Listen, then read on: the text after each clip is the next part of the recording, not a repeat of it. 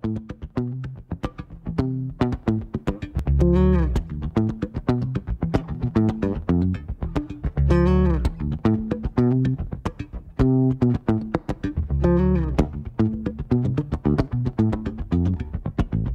good morning, YouTubers. Tim from Team Ohio. It's Friday, April the 1st, and my brother-in-law Steve and I, Tim over there, are headed to Abingdon, Virginia. It's going to be about a 6.5-hour trip for us, and we've identified several locations down there where there are abandoned plantation houses and other housing.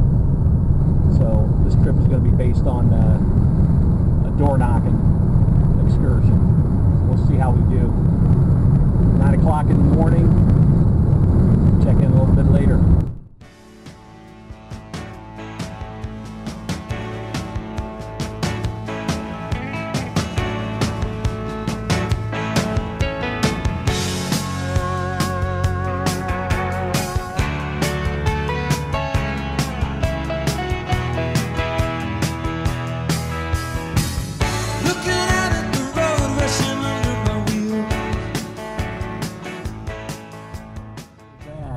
We just fueled up in Withville, both the vehicle and ourselves. We ate at a little place called Skeeter's, world famous hot dogs, and I got to tell you, they were pretty good.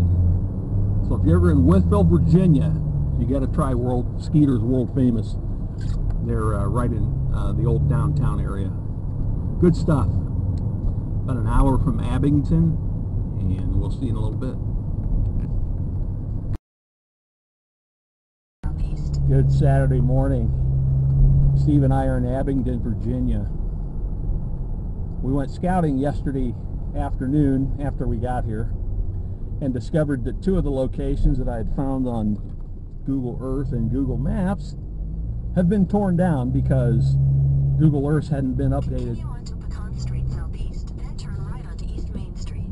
Because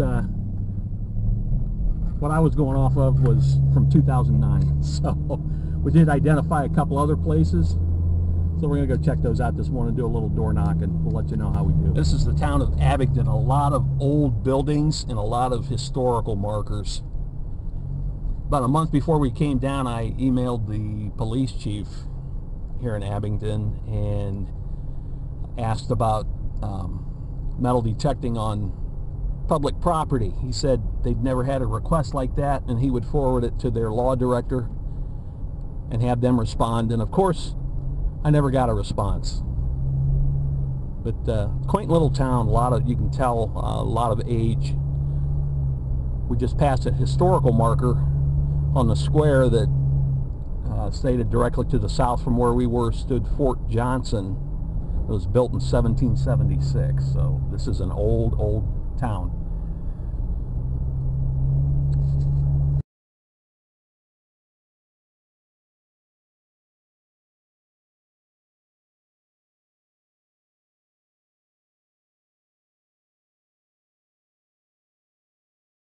Okay, we're back. We got permission to hunt the grounds around this abandoned house, and we're way out in the middle of nowhere, probably 20 miles from where the hotel is, and it's nothing but farms around here. And we were lucky enough to find a guy that owns this house, or half of it, and he gave us permission to hunt it. So that's what we're going to do. We'll let you know what we find. First finds an old ball jar lid, and you can see the milk glass inserts all broken up. Unfortunately, it's down about 4 inches. There's the rim of it. There's nothing else in the hole, however. We're all hoping to find that jar full of coins, but not happening this time. Okay, back in a minute. Second finds an old shotgun shell head stamp. It's an old paper cartridge because that's all that's left of it. And I left my glasses in the truck, so I can't read it. I'll look at it when I get back to the truck. This is the front part of the house. As you can see, there's the front door. The porch is all fallen in, and there's a lot of tin in that area. I don't know how much good I'll do because of that, but I want to go along that foundation, because who knows what could have fallen between the cracks in the boards, but we shall see. Back in a minute. Okay, again, I left my glasses back in the truck, but I'm not sure what kind of penny this is. You see it's got a little shield at the top of it. It says 1 cent on the back. In the front of it, I can't quite make out. I think it's an Indian head. And it might say 1909. Yeah, it is an Indian head. I can see it now a little bit better if I squint. But I found this down near the road. There's a set of steps here to go right down to the roadway, and the house is right back there. So I'm gonna continue searching this area where the sidewalk would have been, and see if we can find any more of these. Pretty happy with that.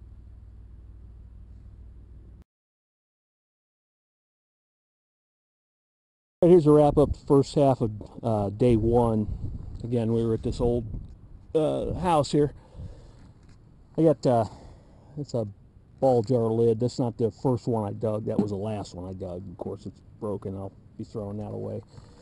3 Lincoln cents. And Steve looked at this Indian head with his glasses. He said it's 1900. I didn't have mine on. I thought it said 1909, but he's pretty certain it's 1900. So I'm happy with that. And this little bowl-shaped item here looks like it might have been part of a spoon or a measuring spoon or something. It's stamped from I think it's a 16 gauge, and the shell casing looks like maybe a 32. Over here, Steve got some unknown hunk of iron. Looks like it's stamped with something. We might have to try to clean that up. Not sure what it is. A couple of axe heads. Maybe some horse tack, a couple of files, and a couple 45 caliber casings. And that's something that's iron, we're not sure. And a pickaxe head. So that's it for first half of the day. We're going to go get something to eat and try to find another place. Talk to you after a while. Hey, we're back. We're at house number 2. This one here appears to have been built in the late 1800s. It's out in the middle of a pasture field right now. It hasn't been occupied for ages.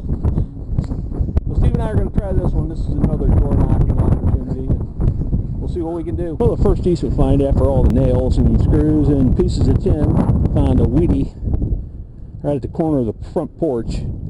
I can't get a date off of it yet, but I will. I'll let you know in a little bit.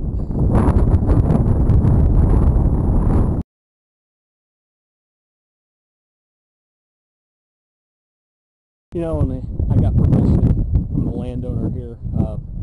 He told me it's been hunted several times and there's probably nothing left but junk like nails and that kind of thing. And I told him I love it when people tell me places are hunted out, because they're never hunted out. And to prove that point, in addition to that wheat penny, I just dug this. A Merc. Can't read the date on it because I left my glasses in the truck again.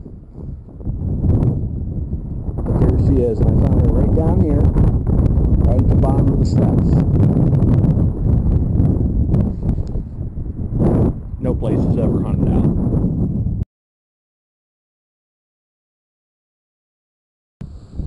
And the next find, right down there, it wasn't very deep, is looks like a bling ring. Looks like it might have some copper in it. I'll have to clean it up. I don't think it's going to be anything spectacular, but I'll keep it. On to the next one. Here's another cool find. It's another first for me. It's a smashed thimble, and I'm thinking it might be silver because it's got a little bit of weight to it, and it was ringing up at 90.92 on the AT Pro. So I'll be cleaning that up. See if it is silver. Sweet.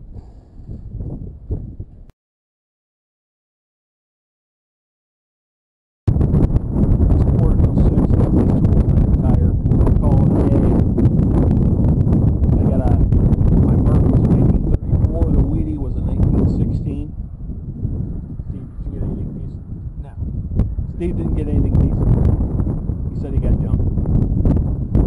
Anyway, that's it for day one. We'll see you. I got a better beer can. Better beer can. We'll see you tomorrow for day two. Hey, it's Tim from Team Ohio. It's Sunday morning, April the 3rd. We're in Russell County, Virginia. We're on an excursion to try to get access to a couple of old places across from the Stewart Mansion in Elk Garden. The house was formerly occupied by General Jeb Stewart. However, across the road from the house, and I know we're probably not going to get permission to do the mansion itself, are a couple of old structures that were possibly slave quarters. The home is owned by a corporation, is the land around it, and we just stopped at the owner's farm down the road here a little bit. He's not home from church yet, but we came across this cabin standing right next to the road, and it looks like it's got some age to it, I believe. So we're going to try to get permission to do this tomorrow also. It's only about 38 degrees right now, and we're about 20 miles from the hotel, and we didn't bring any of our gear with us, and I kind of wish we would have. But this place would be spectacular to detect. Like I said, we're going to try to get permission. We're going to stop back a little bit later and see if we can find him. Or I also have his phone number if we have to call him. But this is all part of the adventure. Talk to you later. Hey, through the trees you can see a dam. Water flowing over top of it. Found out this morning there used to be a mill that sat here that dated pre-Civil War, and during the war the mill site was used as a place to enlist in the Army of Northern Virginia. And if you can see across the road, there's a couple of structures that the one on the left, if you can see, it may have been slave quarters, and I'm not sure what the one on the right is, but those are both Civil War era. And back over this way, you can see part of a foundation that may have been where the mill stood. And right across the road, up there is the old governor's mansion. Governor Henry Stewart, who was the governor of Virginia between 1914 and 1918, lived in that house. And prior to that, it was in the Stewart family, and Henry Stewart was a cousin of General Jeb Stewart. But this property over here is what we're trying to get permission to hunt tomorrow. The gentleman we need to talk to isn't home right now, so we're going to hang around in the area and try going back in a little bit.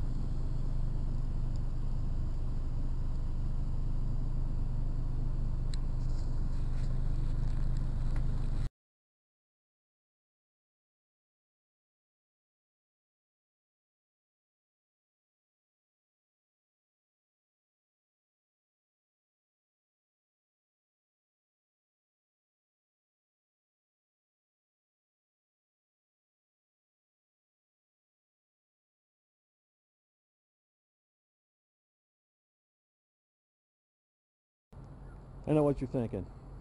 Why aren't those morons at the abandoned plantation and slave quarters?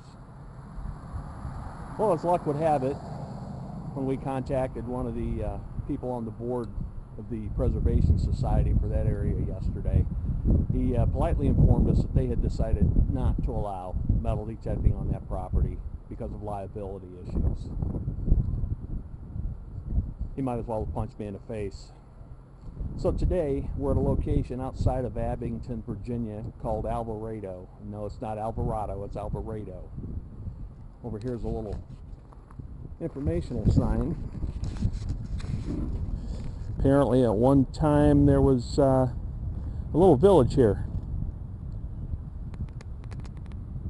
This used to be a logging depot.